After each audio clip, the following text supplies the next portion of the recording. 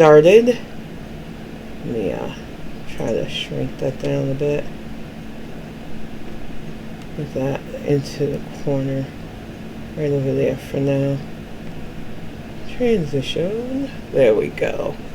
Hey y'all, welcome to the chat. Just getting everything fired up. I put the word out. I am your hostess, Kalari Gamer Chick, and welcome to the Bonnet Chronicles.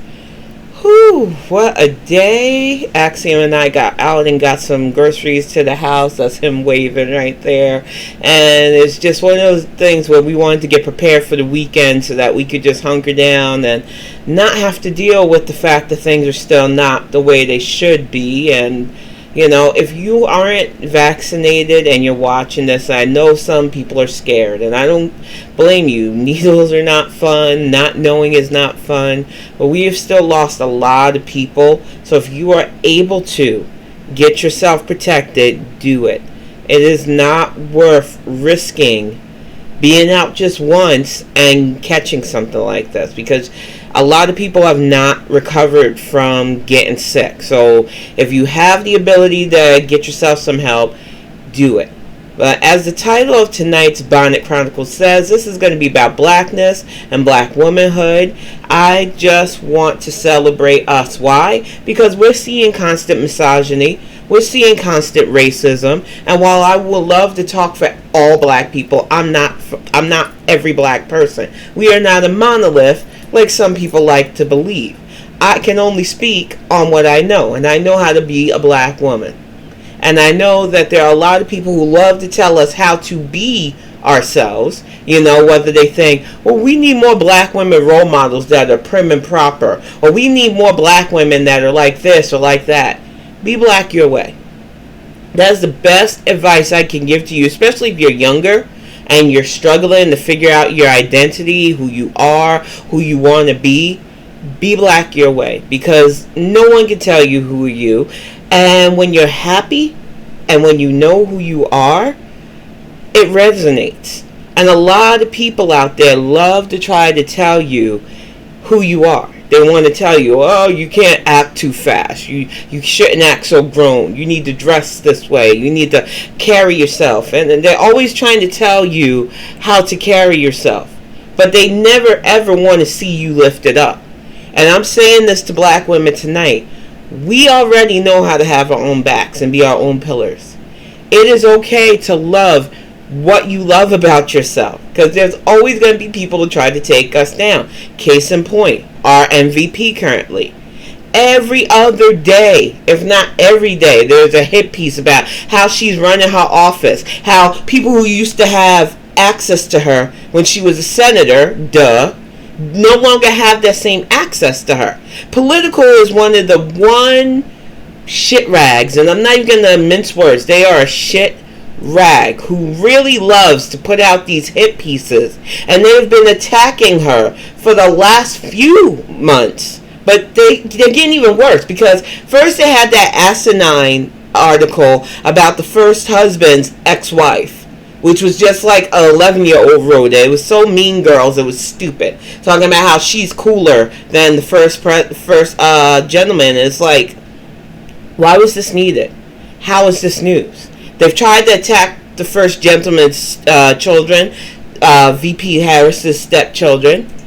And now they keep coming after her for things that you never heard them doing this about Mike Pence. There was no stories about how Mike Pence denied access to people so that they wouldn't try to use the vice presidency for nefarious things.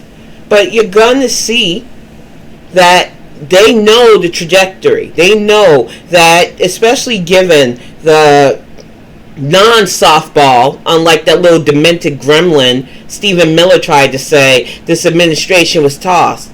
They have gotten so much work done within these last few months with everything that we had going wrong with us.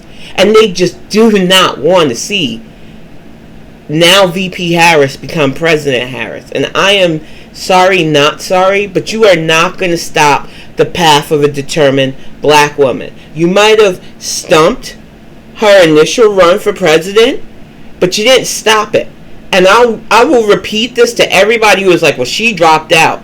She calculated the cost, because unlike some people who had millions and billions of dollars to waste on a frivolous run, she had actual people working for her campaign. She calculated how much it would cost to keep this running versus Bloomberg and Steyer and other people who had money to burn.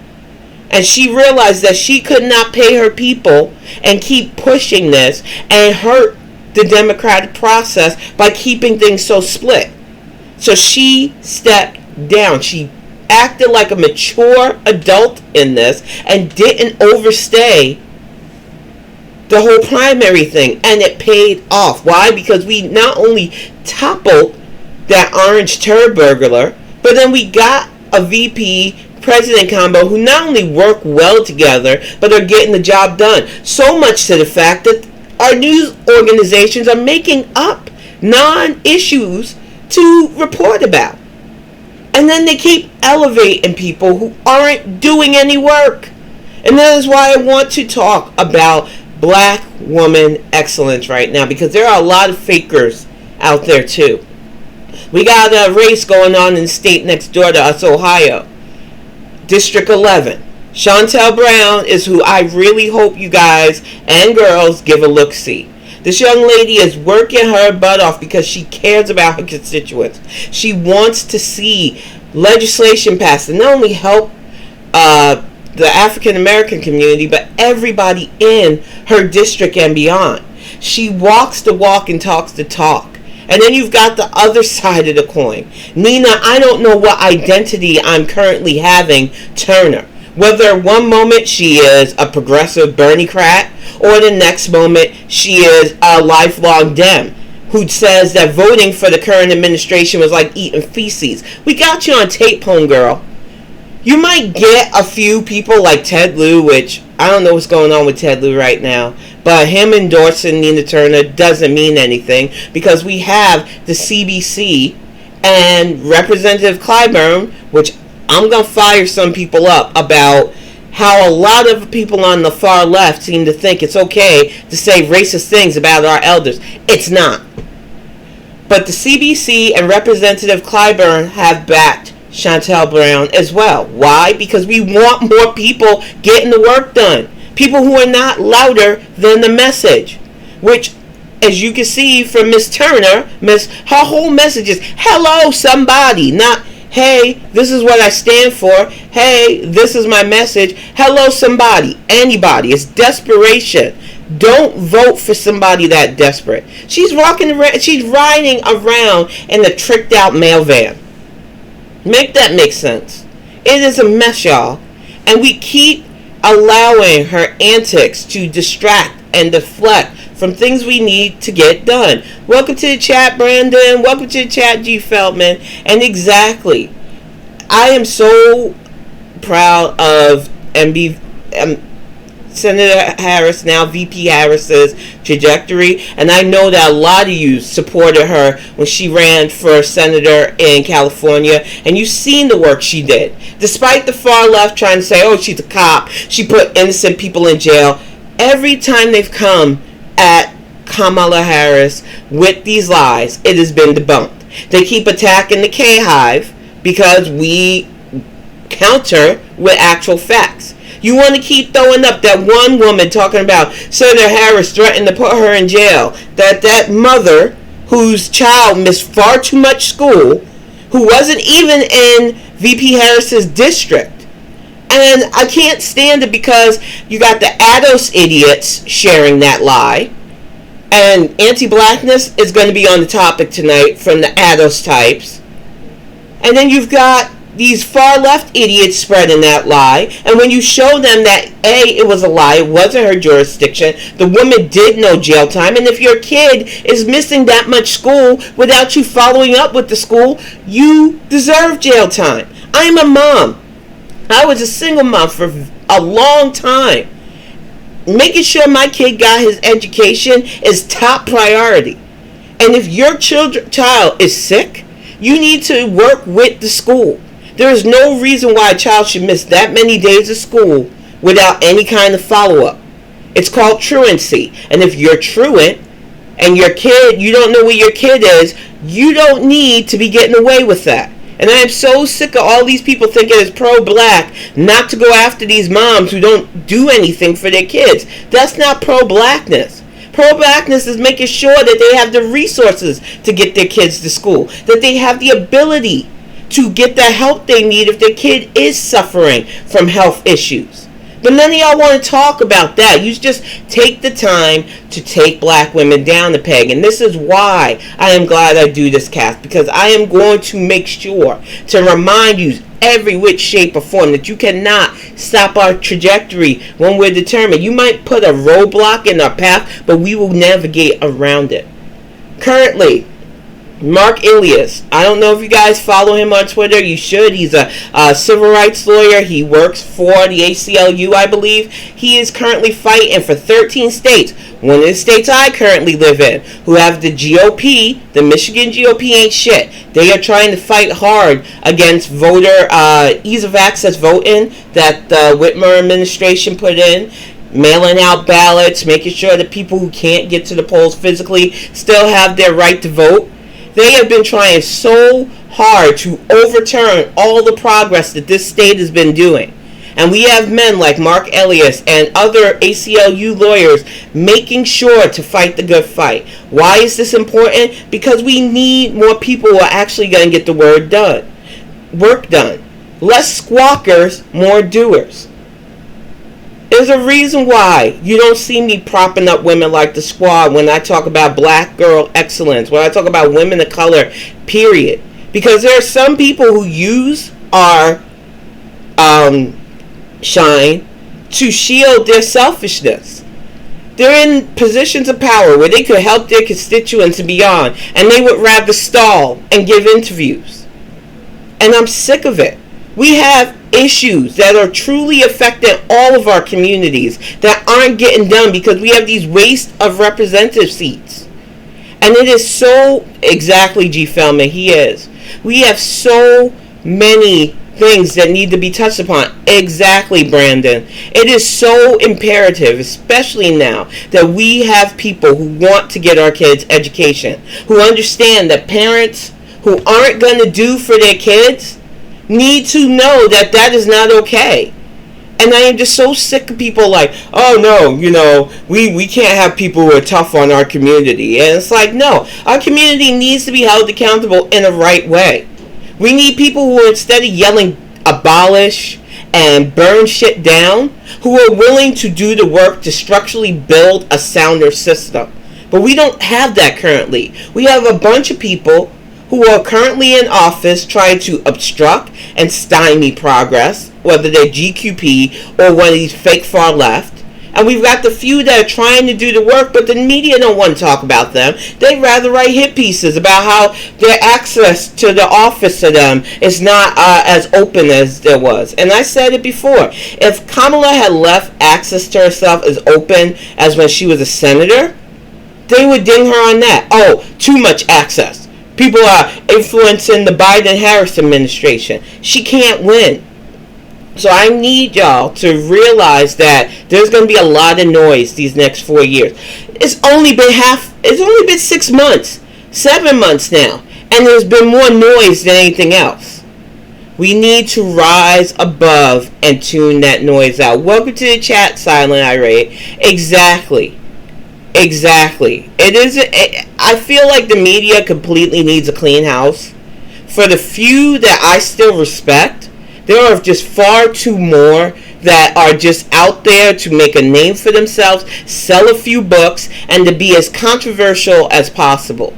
They aren't caring about facts anymore. They care about what will get them the most angry clicks and views. And I'm going to say this every cast I get. Stop giving these people angry clicks and views. Your hate watching, your hate reading helps them keep their jobs. You know what doesn't help them keep their jobs? Lack of interest in the bullshit they push it. For every time they want to push gems in disarray, you turn a blind eye to that nonsense. Stop sharing it, stop reading it. It is the only way to get them to stop printing those bullshit stories. It's the only way to get them from having these pundits that are just do something, but I don't want to do anything types. I am just so over the bullcrap. But we are our own worst enemies when it comes to that. I just want people to understand that it's okay to be confused. We came out of 4 years of just fuckery. There's no better way to put it. 4 years of uncertainty, 4 years of just no ethics, and death. So I get that it is so hard for people to, understand that we are no longer in that area anymore and that things are better. But we need to work to keep it going. You can't just say, oh, I voted in the national election, that's it. We have state and local elections that will greatly impact what goes on in D.C. You need to be on board with every single election, whether it's your local, whether it's your state, whether it's the national. You have to do more if you want more.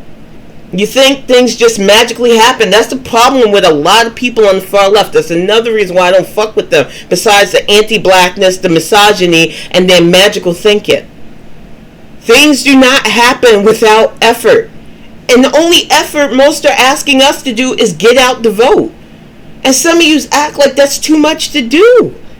And then you wonder why we have so many people who are just stalling instead of doing their jobs. You just want to lament SEMA and Homeboy in West Virginia so badly. I hear their names so much, but what are you doing to make sure that they don't have that power to object or stall or claim bipartisanship when it's unnecessary? What are you doing in your state to make sure that you have people that's willing to do the work? Because if you're not doing that, I don't want to hear you bitching about what's going on in West Virginia unless you live there. I don't want to hear you bitching about Arizona unless you live there. Because too many of you have too much input for places you don't even live. Like the New York races. Now, I'm from New York. I have opinions every once in a while about my hometown, but I don't live there. So I let the people who do live there handle it. If they ask me for any input, I'll tell them. Like I told them how I felt about Yang. He wasn't it. But it's not my fight. I have my own stuff coming up here in Michigan that I need to keep my eye on. I can't worry about my former hometown. I got to worry about where I lay my head. And some of you aren't worried about where you lay your head because you think it's safe. There is no such thing as a safe district. There's no such thing as a all blue district. Hi, are you okay? I'm fine. Sound alerts have been disabled again because we had somebody spamming 2 weeks ago. They will be put back hopefully next week once I figure out a way to integrate them. So don't waste channel points currently on sound alerts. They will not pop up.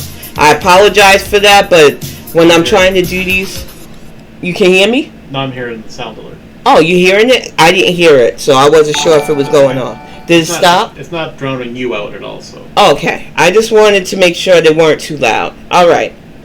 Now, seriously, I feel like a lot of people don't understand that we have a job to do. And I know that for some, voting has hurdles.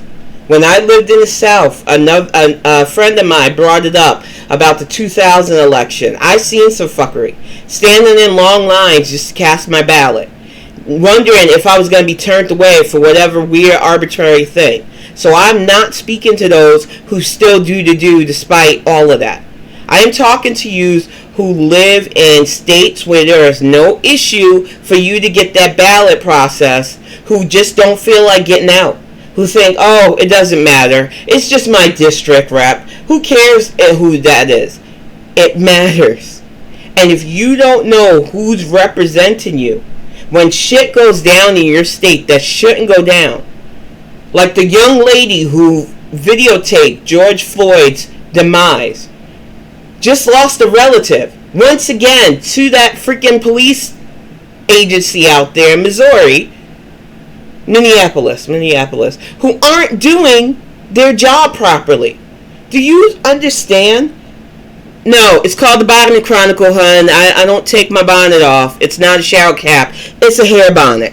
It's in the title. It's called the Bonnet Chronicle. Anyhow, back to it. When you realize just how messed up their legislation is, their policing is, they need people who are going to restructure. It's okay. Restructure, organize, so that we have less incompetent people with the power to take lives. Okay? So I really want people to understand your power in this. And I say this once again because the main topic for tonight is being a black woman. I need people to understand that I can't speak for every black person when I speak. I know that there are a lot of people who think, oh, you're the black ambassador. Nah, hun. I speak for me. I've lived on this earth 44 years. All my experience comes from the shit that's happened to me. And when I say I found something that works for me, I'm telling you, find what works for you. Whether you're a black girl, a black boy nerd, whether you like certain things that you think, oh, people will think I'm less black. Don't let anybody dictate who you are. There are far too many of us allow that. And let me tell you something about anti-blackness. A lot of times that call is coming from the house. A lot of the anti-blackness that I suffered from came from the people who should have been more pro-black. But the problem with racism and bigotry in its whole is that it is so ingrained that it comes from even elder generations. One of the most anti-black people I had to deal with was my own mom. And it's funny because she acts like she's pro-black at times, but it was always about having good hair, which some of y'all don't know because I do wear my bonnet. I went back to my natural look, you know. She hates that. She did not want me to have my natural coils back. She thought the only way to have hair is to have it pretty and straight. Her whole thing was good hair, hoping that we didn't play in the pool too much during the summer because it would make us too dark. Things that didn't seem off when we were kids, but as you get to an adult, you're like, wow, that's not right. Sticking me in almost all white schools, I had so much identity crisis in high school because I would literally be the darkest person in the class, in almost all my classes. And you would sit around and you would try to find people you relate to. And the few black girls that I could hang out with were before school started and after school started. And it really makes you wonder, you know, am I good enough? And I need for you who are watching this, who have ever felt that, to realize you were always good. It was never you. Thank you, Silent. It was always other people who they couldn't process the hatred and bigotry in a healthy way, so it turned into negativeness. And a lot of our parents even, and even our grandparents, because they went through such harsh things. My grandparents went through Jim Crow. My mom went through a lot of race riots, especially in Staten Island. She was on a bus where kids attacked the bus and overturned it. So I understand that to shield and protect herself, she thought I had to ingratiate myself to these people and maybe it would protect us. But I also see a lot of the negative things that some of these anti-black leans do. And I need, especially for black women, to understand that you're never going to mold yourself into a perfect peg for people. There are always going to be people who want to take pot shots at us. There are always going to be people who want to take us down the peg, dull our shine. Don't let them. I don't care how you make your coin. Keep your head up. Because a lot of people want us looking down. They want to say things like, we need more prominent, more proper black girl role models. And it's like, I can name 5 off the top of my head just in sports. I can name a whole ton more in our politics and judicial system, but you just don't want to talk about those women. No, you would rather disparage women who make their coins singing or shaking their bodies because they have it like that. But you have nothing for the white girls who transmogrify themselves to look like us. All that stuff against Nikki, against Megan, against all these other black girls who've made their success in entertainment, But you have nothing for Iggy, who, last I checked, shouldn't look the way she currently looks. Like, I was looking at her before and after pictures, and I'm like, what? But it's okay when they copy us. And that's why I tell people all the time, don't let anybody take your shine. Be confident in who you are. I was a black girl nerd. I say this a lot. Growing up in New York, I hit a lot of that because back in the day, especially in the 80s and 90s, being a nerd meant you were going to get bullied. And just bullied by teachers and everybody around her. Exactly, Silent. She completely stole an ethnic identity now. And I was like, everybody dyes their hair. My hair is currently purple. There's nothing to that. But homegirl's using a lot of tanners now. She is totally going the Kim Kardashian route. And I told another person, I was like, Kim needs to start suing for royalties, but Angelina Jolie needs to sue all of them because they all look like weird, melted, transmorph things of her. It's just a mess. I feel like a lot of people want our features. They want our style, but they don't want to deal with the realities of being black. And I say it all the time. And you've got people like Nelson Scamdella, or Crooked T. Washington, as I like to call him. I don't say his name too many times because, like Beetlejuice, he likes to pop up and threaten to sue you. But I'm pretty sure some of y'all in the chat know who I'm referring to as Scammy Self. And they fake a lot of our identity. And they do it because they know we carry weight. Despite this country trying to hold us back, hold us down, tell us we're worthless, we keep rising. And I think a lot of people don't understand that, especially nerds do rule. I think people, Chakra Khan is a mess. Chris Evans, our friend Notcap, linked another interview she gives. And I'm not repeating her nonsense no more. I just want her to go away. Go write a book on your woo-woo crystals and just stop it. But she won't. Because she gets amplification from people. Every time she says something out of pocket or off the wall, people are tweeting out woo-woo Wilma. And you know what? I don't have no time for her nonsense. She really acted like an SNL skit during our primaries. And she swears that Fox News treats her better than we do. So, there you go. Go over there. We don't need you.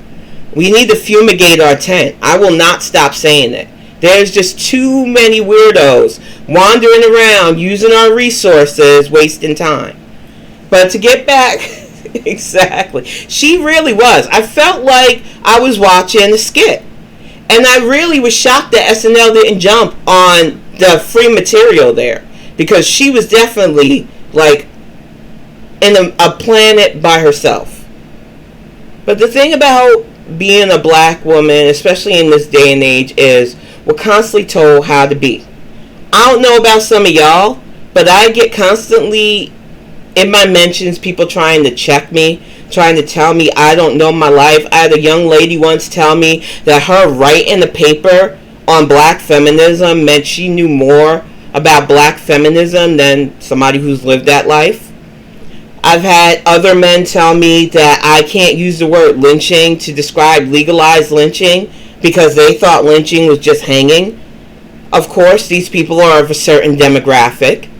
And of course, they have no idea that they shouldn't even be so ignorant about how words work, but you can't help yourself sometimes. And I tell people all the time, it's not our job to be the woke whisperers. We can't teach people how to decenter themselves from the conversation. All we can do is keep talking. And sadly, there are going to always be people who have to not all us, who have to try to explain stuff to us like we don't know, who want to call us low information because we're not parroting or parroting any of the free crap that they keep trying to push as policy, even though it was a promise by somebody who didn't even make it past the primary. I cannot stress enough that you need to be your own person.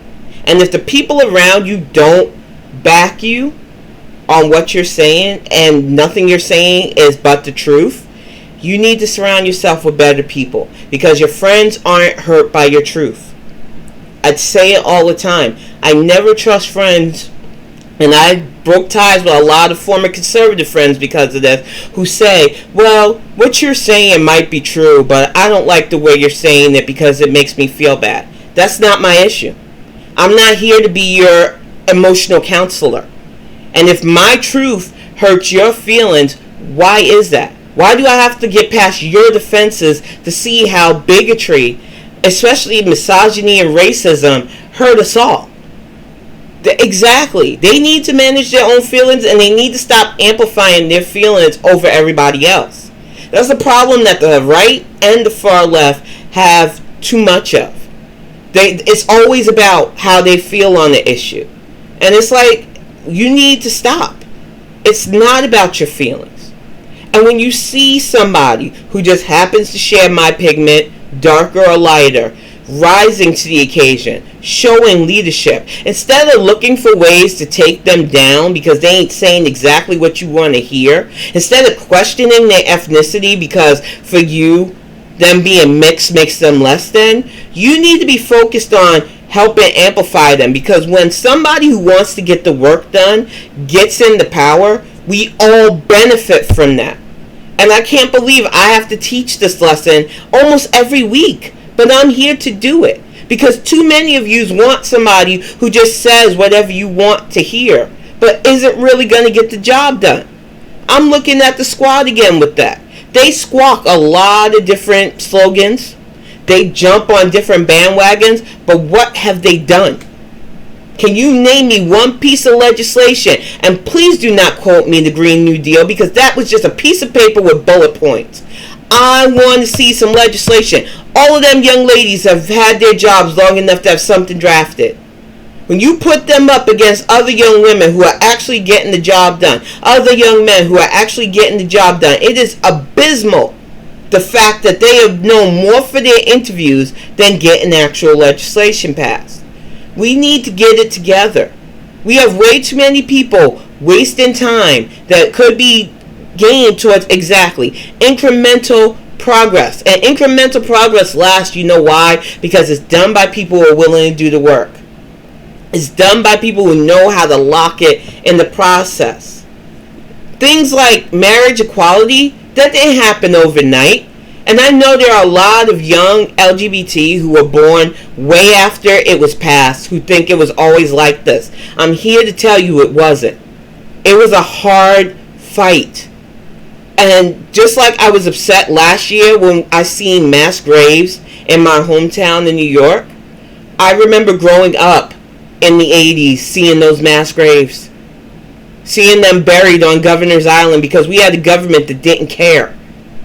And I don't want to keep seeing that.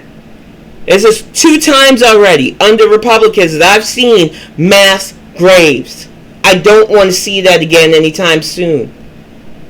So when you see a young black leader, especially a young black female leader who might not be well known, but wants to get the job done, who isn't given like over-the-top interviews being lauded in the message, stating why they want to represent you, why they want to get the job done. That is who you should be focused on. But way too many of us are still looking for rock stars. And I will say this again. You want a rock star? Go to a concert. I want legislators. I want those boring politicians who keep their heads in the books because they know they've got to get you GOP instruction. They've got to get you some of their louder show-off members to get the job done. And I want less of the loud obstructors and more of the people who we might not hear about until legislation's passed. And even after legislation's passed, we forget about them because we're so focused on the benefits of the legislation.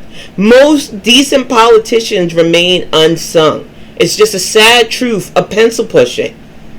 But some of you have been blindsided by the fact that we have to be a bit better than most.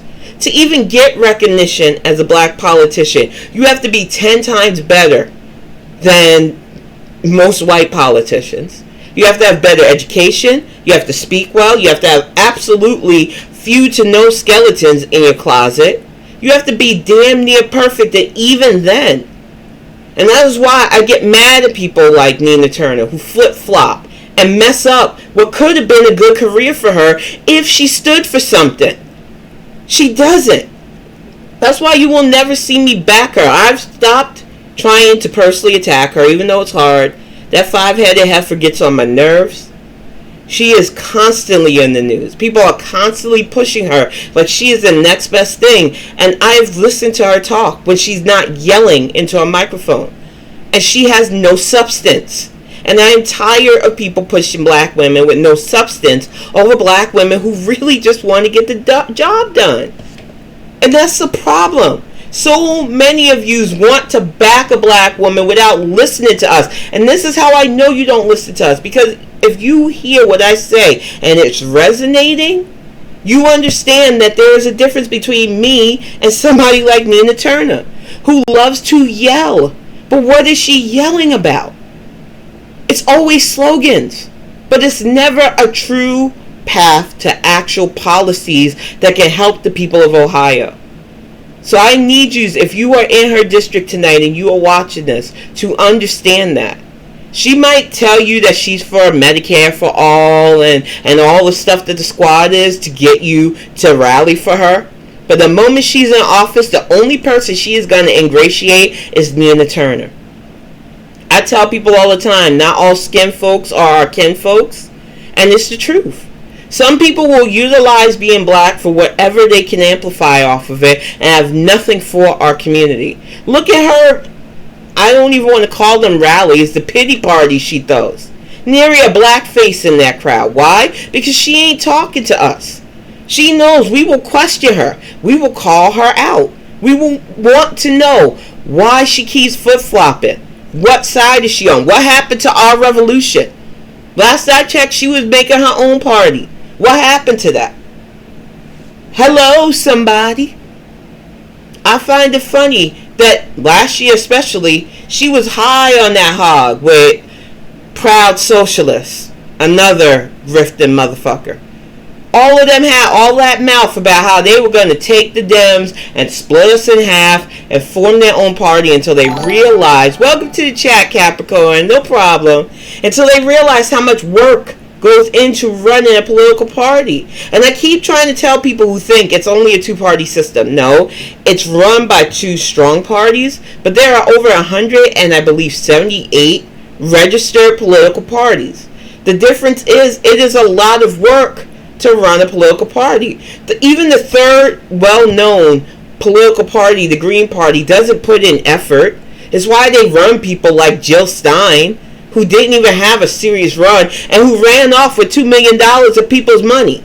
Y'all need to get your money back. She pocketed that money. That recount money, I don't forget about that. Because I don't like when people steal from people. She lied to the American people talking about, I'm going to take this money and recount. She recounted it into her own bank account. She was a thief. That is why the Green Party has yet to have a successful bid for most things. Y'all need to get with people who aren't louder than the message. You need to get with people who have a concise policy. You need to get with leaders who aren't afraid to realize that what they put out there might not work for everybody and willing to change up because they realize that their constituents aren't all the same. Some of you only want people that talk just to you, and I can understand that mentality to a certain extent, but as a black woman, I've never had a politician that only spoke to me, that only amplified what I want. I've always had to get the person who will do the least harm. So when I say to you, you need to stop being entitled with your politics, I mean that. You want so much. You talk about how we should have universal health care. How are we going to get this when the only people that seem to be in power half the time are idiot Republicans who are talking about critical race theory like that's a problem? Or worse, people who are just in it for their own self-worth. They're not in it to bring everybody up. They're in it to line their own pockets. Exactly. We definitely need that, G. Feldman. We have way too many propagandists. We have way too many people who think, I alone can handle it. No. We are a team. And when we all work together to get stuff done, it is amazing the stuff that happens. But we have way too, okay, we'll see you when you get back. We have way too many people who really want to push the whole narrative that only they know how to lead. Only their policies will work for everybody. They want to talk about universal health care without talking about racism. They seem to think racism will just disappear if money cures it. Oh, exactly. And welcome to the chat, Deacon. Anytime somebody says that, you know it's BS. Because there's no such thing as them alone. But on top of that, it feels really seedy that people think that a 400-year issue is just going to go away because you throw money at it. There are plenty of black people with money that still face bigotry, that still face racism.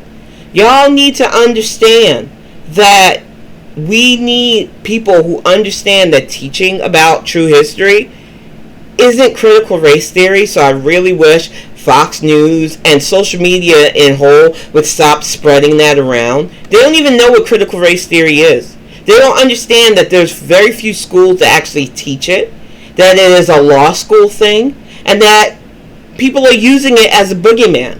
Why? Because fear keeps us divided. Because ignorance keeps us at a level where we do not get progress. And exactly, it is a law school study. But if you turn on Fox News, which I wouldn't advise because it's garbage, or even some MSNBC and CNN shows, they're talking about it like it's a thing. Why? Because we don't have the chaos train led by that orange turd burglar anymore. So what will sell? Fear. And what do people fear more than anything else, sadly, in this country? Equality. Having a neighbor that doesn't look like you but makes as much, if not more, than you. Having people in your neighborhood that don't share your same ethnic identity but have their own cultural values and just want to live their best life. That scares the small town people. And we keep giving these small town people the bullhorn to run our country and the way our country is functioning, and it's not stable. We have seen it's not stable. We let those clowns gas us into a reality show. Sexual predator. This is what happens when we keep elevating people who don't want to know any better. People want to talk about there's a culture war because we keep allowing it to be. It doesn't have to be like this. We can set the policies by not only educating ourselves, which is so important. I say this as a black mom. I continue my education. There are apps that you can learn stuff from that are free. I am currently learning new languages as we speak. There is a wealth of education. We are in a digital age. There is no reason to stymie yourself by saying, oh, I'm at my peak brain capacity. No. Never stop learning. Never stop trying. Even if it's something you weren't good at. Do you know everything takes practice? We have Deacon in the chat. He is an amazing musician. You think he got there overnight? Some people are phenoms, but it takes a lot of work to do it. I draw. I don't think I am half as good as people out there, but it doesn't stop me from practicing. And you got to keep doing. It is the only way to get better at stuff. And way too many people, they hit a peak and they don't want to go any further, or they think they can't. And we have an education system that's currently abysmal for it. And the only way we're going to get things better is if we put in the effort. And I know there are some people that have swayed others into believing, can't somebody else do it? I said that to a friend of mine yesterday because they were all in her mentions talking about this, that, and the other thing, moving the goalpost. I'm no longer going to waste energy arguing with the can't somebody else do it generation. The slacktivists, the people who think just putting BLM in their Twitter profile but doing nothing to amplify black lives. The people who want to say Medicare for all but don't want to talk about how we don't have a stable enough government to regulate medicine right now. And that many governments that also have universal health care also work with private insurance companies because it is a big system. We have millions of people in our country. We do not have the ability to do a one-size-fit-all healthcare system. And when you try to explain that to them, you can see where the eyes, the signals go out in their brain. They don't want to think about the ins and out. And I don't want to argue with them anymore. And I implore you guys to guard your energy with those types. Because that's all they want you to do. They want you spinning around in circles with them. Because they know they don't have the answers. They don't want the answers. They are so used to people handing them stuff. And I say this as a black woman. I work for everything I got. It might not always pan out. I might not always get what I want. But I always seek an outcome no matter what. And exactly, they are chaos agents. I want people to think like black women. Don't just vote like us. I want you to think like us. The ones of us who understand that true progress comes in steps. The ones of us who get out and vote no matter what. Who know who's on your school board. Who knows who's your representative. Why? Because you write them. Senator Stabenow hears from me a lot. I'm still hearing from the cats in NC. I get emails from Senator Price. I get emails from Tom Tillis, which yuck. I don't understand why. I'm not getting so much from Senator Burr anymore because he didn't quite like me calling him a stock criminal, which he is. I keep in contact with my representatives. I currently have Representative Guerrera from my district here. I want them to know that I know who represents me. I want people to know that I will spend time reading my ballot. Ballotpedia is an invaluable resource for figuring out what's on your ballot. And if you don't understand, ask. There are people who, that's their job. And they will explain it to you. And you can look stuff up. So many of us can go on TikTok, go on Facebook, go on Twitter. Every day it's a part of our routine.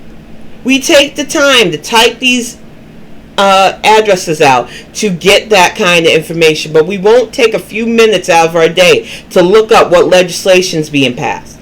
And I know some states, like one of the things that pissed me off about my ballot was a lot of the old-timey writing that they used because they wanted to pass some taxes to help fund parks and fund schools and fund something for the firehouse. But they were using Old English, and it kind of pissed me off because you didn't need to use that kind of language. But they do it on purpose because they hope people's eyes will blur and they'll either click yay or nay. Literally, they had yay or nay as the thing on the ballot. It's ridiculous here. But if you don't understand, there is no harm in asking for help. There is harm in ignoring something on your ballot because you don't understand it. I've seen that being tweeted out far too much too.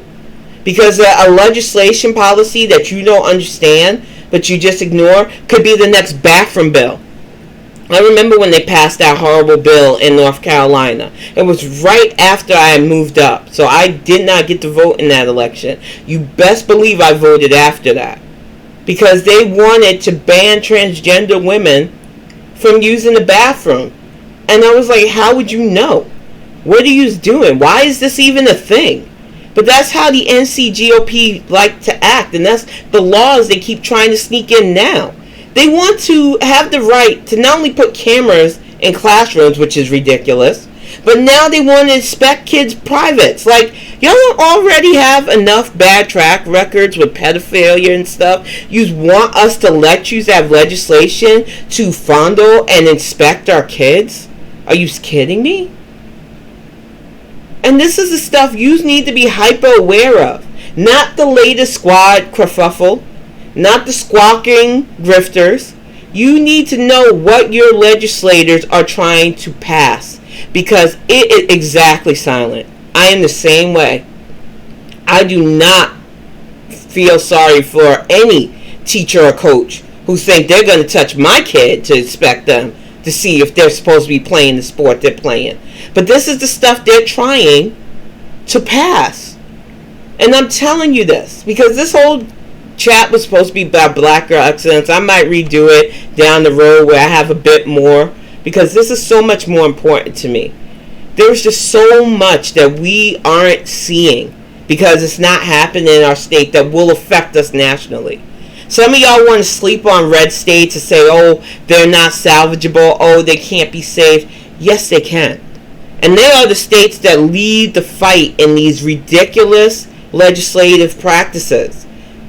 If we don't start getting on them, they're going to keep thinking they're untouchable. And then we'll have worse than Trump to deal with in our national election. We need to tell the Maori Greens that they're no longer welcome in our Congress. We need to tell the Josh Hawleys that his ass needs to go hawk stuff on QVC. He does not need to be in our representative halls. We definitely need to tell Mitch McConnell to go retire and sleep in the coffin. Because you can't tell me that guy ain't a walking, rotting pile of corpse. Why do we keep saying these states aren't winnable? They are. But we need more people on the ground so that we can get them out. South Carolina was so close. Way too close for it to have been called the way it was. I am so tired of seeing these states brought from the brink of Republican dominance to actually having leadership that wants to do better for them. And sadly, there are always going to be constituents who don't know any better, who grew up with that, well, it's always been this way, so it's always got to be that way. It doesn't. Exactly, Silent. We have Reverend Warnock and why am I blanking at his constituent, the other guy's name? I don't know. I'm having one of those nights. It's been hot. But for real, we have seen Ossoff. Yes, thank you, John Ossoff. We have seen what happens when people get it together. And Georgia has been really, despite Kemp's antics, showing you what happens when we turn out. Look at Lucy McBath. Every time Karen Handel tries to show her little ass, Lucy McBath is beating her back. Stacey Abrams said, okay, Kemp might have cheated me out of being your governor, but he's not going to cheat me out of making sure black people vote. They want to try to make all these weird legislations about lines and everything else today. It ain't going to work because you're not going to stop us from getting stuff done. That's why you have so many people online right now talking shit about black people, trying to say horrible things about our elders and the CBC, because you can't stand that we will get the job done. We let yous show us what yous can do. You had from 2017 to 2020. Technically 2021, though. I think Homeboy checked out last year. He really wasn't presidenting anything but his pockets. You had 4 years to show us what a Republican president could do, and it got us over 600K body bags. We are no longer letting you be in charge of stuff, whether you like it or not. And we're not going to let your other old man to the far left run things into the ground either. Because we're tired of people giving us empty promises and rhetoric when we need work done. We need people who are going to get the job done, who have the track record to get the job done. We're not going to keep letting people who think, I could be president too. I don't have any experience, but I talk a good game. I like Wu-Tang. It's like, wait, what? Where did that come from? And there are so many Dems who have the trajectory now towards that White House. It is so beyond me that people want to still try to even look at people like Woo Woo Wilmer or Andrew Yang. I said it before, I'm going to see not only VP Harris one day being sworn in as president, but Pete Buttigieg.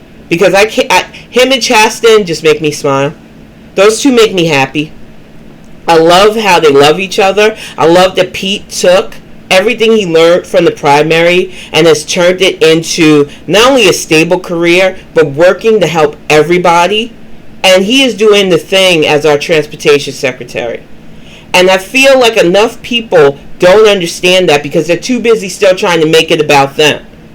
When you are louder than the message, how can I trust you to be about the message you're spreading?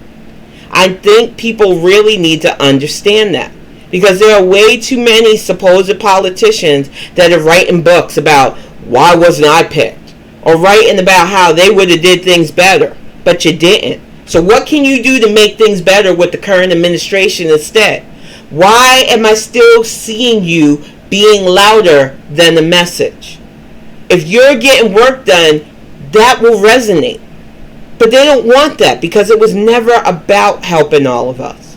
It's about ingratiating themselves. And that is the dangerous thing that we have to navigate in politics and life. Because it's like that for friends too. I'm sure we've all had that friend that we loved because they were the life of the party or they were really nice to us, but they were constantly about themselves. And they were out of pocket with it. To the point where they were dangerous to you sometimes. Because they didn't care as long as they were doing them. And after a while, especially when you get older, you realize, I like that person for whatever reason, but I can't have them that close to me. It exhausts me. It exhausts my energy to have these type of friends around. I don't need them. This is how we have to be. And I know it's not just an old black thing, but I notice that a lot of us are like that. We start to really shorten and, make our circle smaller. Because it gets tiring trying to deal with people who it's all about me. I'm going to do me. All right, you do you over there. And let the rest of us get some work done and get some quiet. That's how you have to be in politics. I honestly think enough people, once we get that mindset and we get people who want to just keep their head down and get policies passed, we'll be in a better place. Yeah, I do love those phenoms who can be that great orator, who can do the work and look the part, but there are not enough of those out there. And we can't keep hunting for them and ignoring people who can get the work done. Some of you just really need to get it in your head that politicians aren't our best friends. They are going to get critique, and we need to learn the difference between true critique and hit pieces, because there are going to be a lot of those coming out in these next 4 years. And you need to pick your battles. I get that especially black women are constantly under attack. We are constantly held to a different standard and we're under fire. But you need to know that no black woman is above reproach either.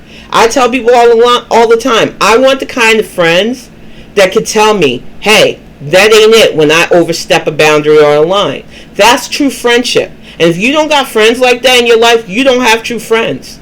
You need friends that can talk to you on the same level, who know, hey, what you said was out of pocket, here's why. And not be afraid of that. Too many people only want people that only say what you want to hear, only amplify what you want them to amplify. That's not a friend, that's a minion.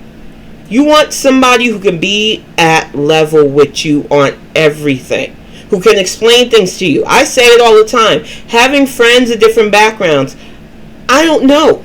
So if I say something that might be culturally or generationally offensive, I would rather know than to repeat that and you just think, well, it's 10, I don't want to make her mad. It shouldn't make me mad. I shouldn't be defensive if I say something that's sensitive. But so many people are cultivated, especially on social media, by those types that just want an echo chamber. And you've got to be careful of that. Don't end up somebody's foot soldier because they have a lot of followers. That's a mess that I used to step in a lot. I had to learn the hard way. And I appreciate everybody who does follow me, but yous are not my minions. Yous are people who I like interacting with. I love seeing what you put out there. I love having engaging conversations. And I realize we are not all the same people. We're not going to like all the same things. And we shouldn't be fighting each other over little differences of opinion.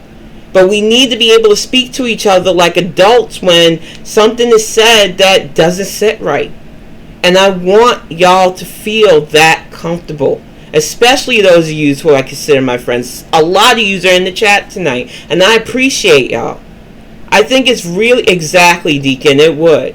I think it's really hard because there are a lot of people who we like, especially, who take their platform, who take those numbers, and they let it get to their head.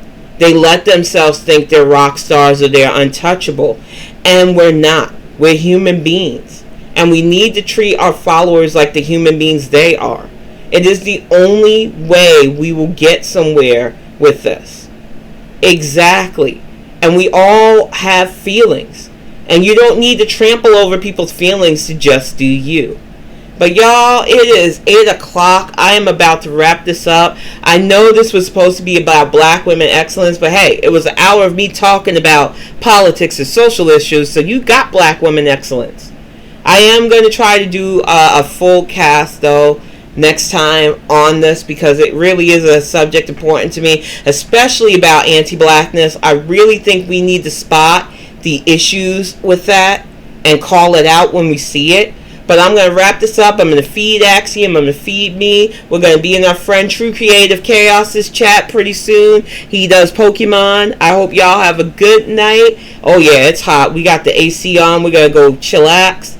We'll be on tomorrow. If any of you are interested, tomorrow evening for the Gen X Cynics podcast. We're going to be talking anime and manga and just cartoons in general from the 80s.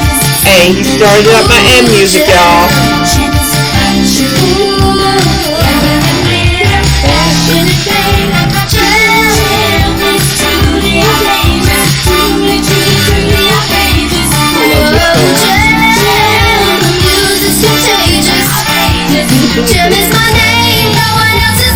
This is like, for real, one of my favorite things.